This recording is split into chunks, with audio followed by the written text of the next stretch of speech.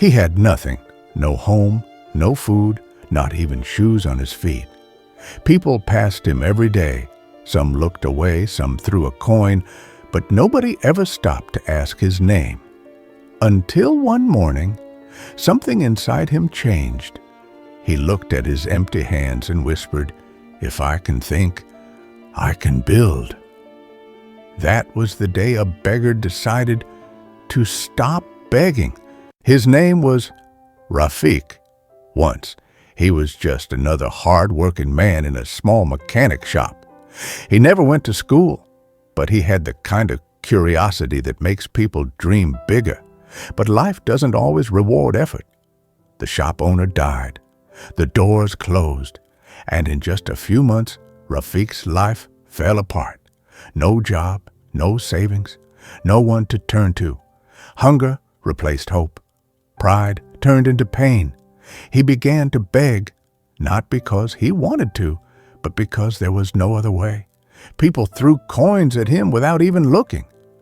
But every night, under that broken streetlight, he'd watch the market, sellers shouting, customers laughing, and deep inside, something kept whispering, "They all started somewhere. Maybe I can too." One afternoon, a child gave him half a sandwich.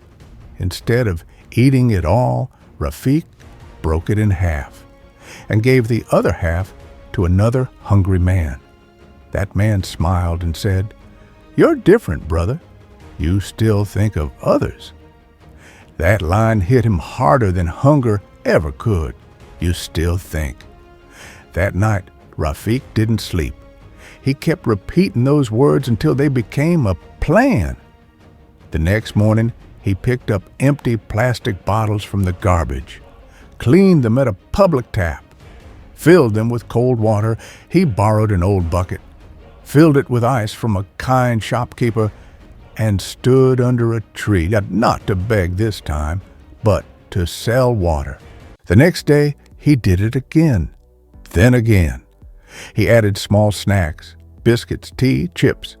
He saved every rupee he could.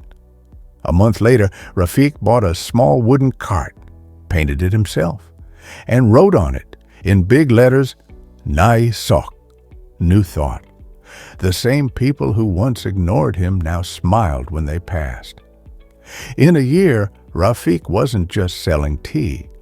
He was running 3 tea stalls, each one employing people who were once homeless like him. He didn't just change his life.